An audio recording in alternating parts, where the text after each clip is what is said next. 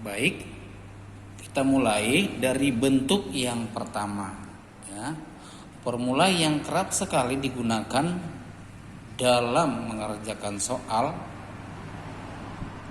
TPS atau TIU yang masuk kategori hitungan cepat. Yang pertama adalah perkalian sekawan ya. Itu kerap sekali dibuat.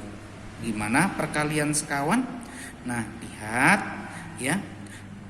Misalkan A kuadrat kurang B kuadrat itu kalau difaktorkan adalah merupakan perkalian sekawan A tambah B dikali A kurang B gitu ya. Nah, jadi bentuk soalnya sih ya begini ya. Kerap sekali bentuk soalnya muncul seperti ini ya. Nah, kita harus memunculkan bentuk seperti ini supaya pengerjaannya lebih mudah gitu ya. Nah, kalau kita nggak akrab dengan bentuk yang seperti ini, maka kita akan mengerjakannya manual, pasti akan jauh lebih lama. Oke, nah kita lihat contoh yang pertama ini ya. Contoh nomor 1, 81 kuadrat dikurang 19 kuadrat. Maka ini memenuhi formula itu. Maka kalau kita nggak tahu, pastilah kita kerjakannya 81 kali 81 kan gitu, kurang 19 kali 19. Maka dengan adanya pembahasan saya ini, semoga ya sahabat-sahabat, teman-teman yang ikut ujian nanti TPS, UTBK di gelombang kedua ya, begitu juga yang di kedinasan, kalau sudah muncul seperti ini harus paham ini ya, maka bentuk ini harus melekat. Maka ini jadi mudah ya. 81 ditambah 19 dikali 81 kurang 19. Kerap sekali ya. Pasti nanti dari yang dua ini pasti bilangannya cantik gitu, bisa 150, 1000 gitu ya. Kerap kali seperti itu. Nah, yang ini 81 tambah 19 itu kan 100. Kemudian dikali ini 81 kurang 19 62 ya. Maka dari sini hasilnya menjadi 6200.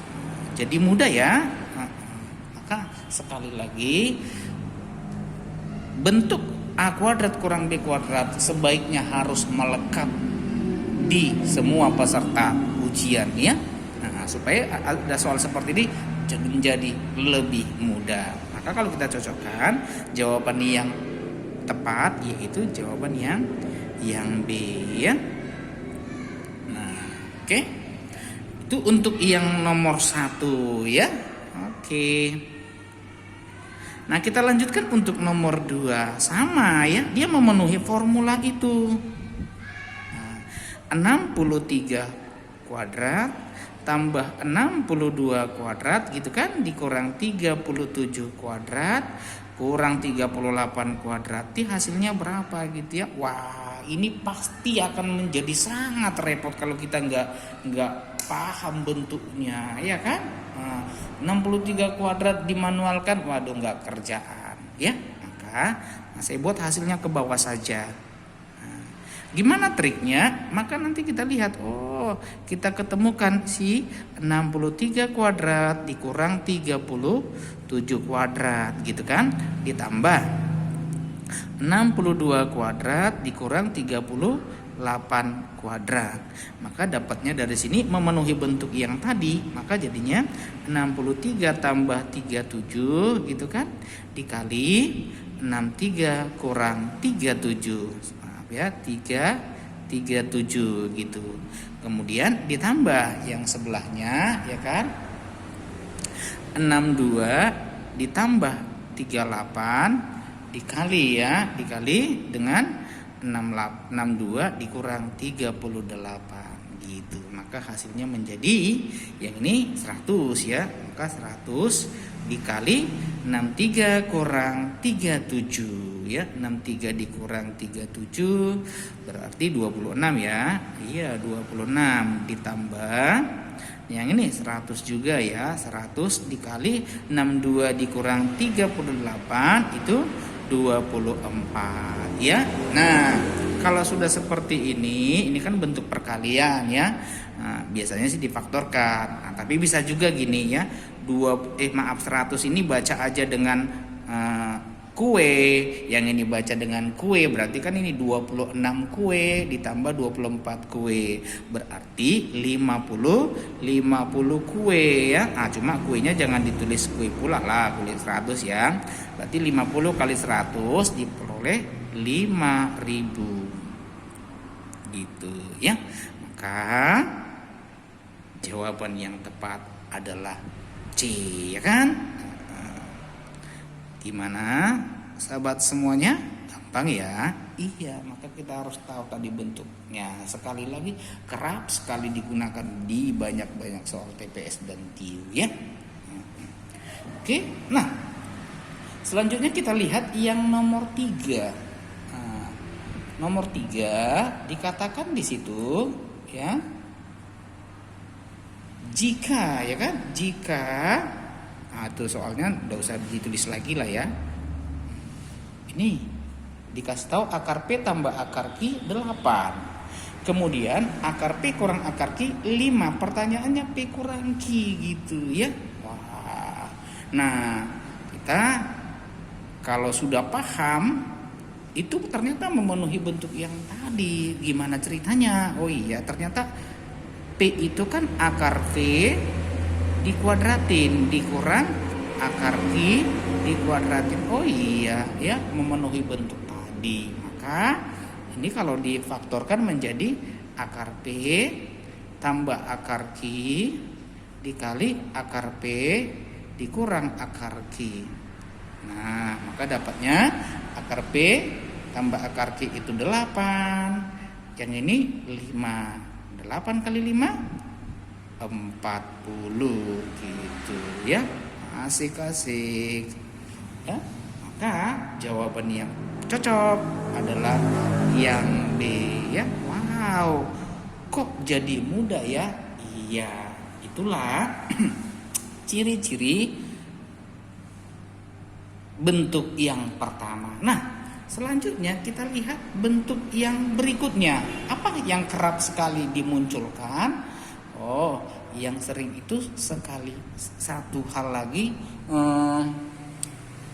pemfaktoran ya, sama seperti nomor 4 itu memuat bentuk pemfaktoran ya. Nah, hanya saya sih sarankan kalau sudah begini ngerjakan yang nomor 4 ya. Nah, 2,3 kali 18 tambah 7,7 kali 26 tambah 3,2 gitu ya. Nah, saya tulis di sini aja ulang ya. 2,3 kali 18 ditambah 7,7 kali 26 tambah 32 dikali 2,3 tambah gitu kan 24 dikali 7,7. Ini namanya operasi campuran ya. Nah, saya buatkan hasilnya di bawah saja, hasilnya berapa. Nah, ingat kalau di operasi campuran ini ada tambah kali terlebih dahulu ya, diselesaikan. Maka nggak salah kalau ini kita kelompok-kelompok. Saya buat kurung-kurungnya ya. Nih.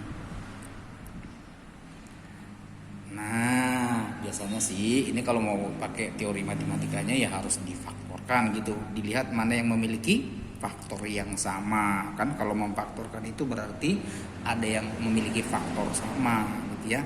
Hanya saya kadang-kadang ngajari siswa-siswa yang saya ajari, kalau udah seperti ini saya bilang saja yang sama. Misalkan ini dengan ini baca aja seperti yang tadi ya. Ini dibaca aja ini dibaca dengan bakso ya, baca aja dengan bakso. Berarti yang ini baca aja dengan bakso gitu loh, biar enak ngerjainnya, bisa ada pedas-pedasnya dikit ya. Kemudian yang 7,7 ini baca aja dengan entah apa gitu, biar ada manis-manisnya, baca kue. Nah, kayak ini juga baca dengan kue gitu loh. Sehingga ini bacanya jadi begini, 18 bakso tambah 32 bakso. Otomatis jadi 50 bakso ya kan? 50 bakso. Baksonya berarti kan dikali 2,3 gitu ya.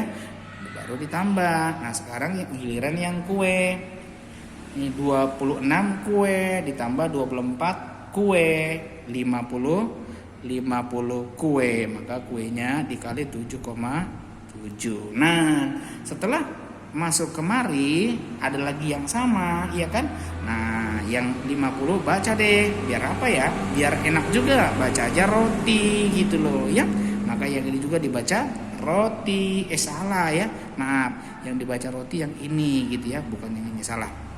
Berarti 2,3 roti ditambah 7,7 roti diperoleh 10 roti kan, maka 10 roti. Berarti 10 kali 50 dapatnya 500 gitu ya. Nah, kalau sudah kita pakai teknik-teknik yang seperti ini ya pasti akan mudah ya.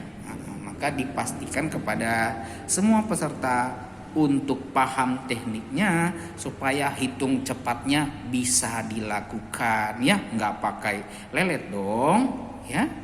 Nah, jawabannya B. Kalau mau lelet ya seperti yang tadi lah ya, akan repot. 2,3 kali 18, 7,7 kali 26, tentu itu bukan pilihan ya. Jadi sekali lagi saya pesankan, tolong konsep yang seperti ini ya harus melekat di kepala supaya adik-adik sukses luar biasa dalam mengerjakan soal-soal TPS atau TIU kuantitatif ya. Nah, selanjutnya formula yang kerap digunakan yaitu adalah formula kuadrat sempurna ya. Go for ya, golden formula.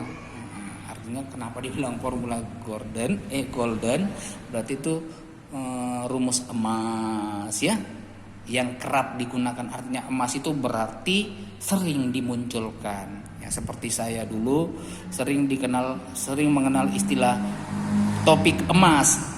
Berarti itu adalah topik-topik yang kerap sekali dimunculkan di soal SBMPTN. Nah, kalau yang ini formula emas berarti formula yang kerap sekali dimunculkan di soal TPS. Nah, kita lihat kuadrat sempurna ya. Kalau kuadrat sempurna berarti kan artinya bisa dinyatakan sebagai sesuatu kuadrat gitu ya. Nah, salah satunya ini X tambah Y kuadrat ya, penjumlahan dua suku gini ya. Ini penjabarannya adalah X kuadrat tambah 2XY tambah Y kuadrat gitu ya. Nah, kalau seandainya di sini kurang, maka di sini pakai kurang gitu. Nah, yang banyak soalnya nanti ya begini arahnya, dari sini kemari. Artinya soal itu dikasih tahu dalam bentuk seperti ini, kemudian gimana kita menghitungnya kan, maka akan cepat kalau kita bisa mengubah bentuk seperti ini. Bentuk ini melekat, kita tahu kalau ini adalah bentuknya seperti ini gitu loh.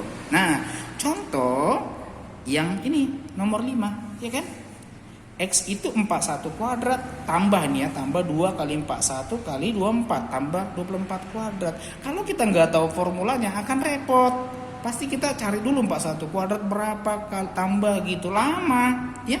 Maka kalau kita ngelihat nomor nomor 5 itu kita udah tahu ya, oh ternyata X tersebut adalah gitu loh.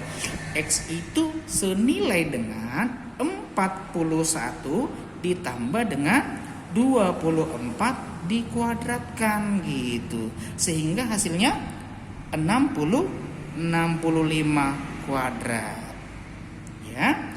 Kemudian yang Y, kalau Y berarti memenuhi ini kan kurang, maka kalau kita lihat sama, maka itu 30 dikurangi dengan 17 kuadrat, maka diperoleh hasilnya 13 kuadrat.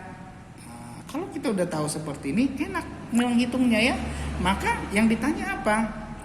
X per Y, berarti 65 kuadrat per gitu kan, per 13 kuadrat, sama-sama pangkat 2. Gunakan apanya?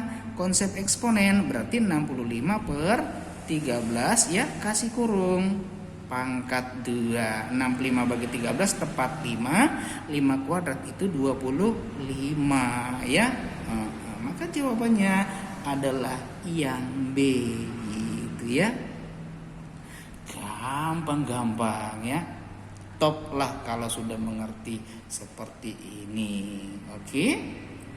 Nah, gimana? Gampang dong, gampang banget. Baik, kita lanjutkan ya. Bentuk selanjutnya itu adalah nomor 6. Apa katanya di situ? 221 kali 219 tambah 40 per 225 kali 215 tambah 64 ya. Berarti siapa? Dibagikan hasilnya berapa gitu loh. Waduh, repot ini kalau pakai cara biasa ya. Iya, repot sekali. Maka ini caranya. Oh, ternyata bisa kita bentuk ini ya kan, menjadi bentuk perkalian sekawan. Gimana? Yang atas ya, yang atas itu menjadi 200 gitu. 220 ditambah 1. Kemudian yang ini 220 dikurang 1 ditambah dengan 4 ya. Oke. Kemudian ini bagi gitu kan. Nah, yang ini gimana ceritanya itu ya? Oh, 25 tambah 15 ininya aja, lihat belakangnya aja kan 200 ya.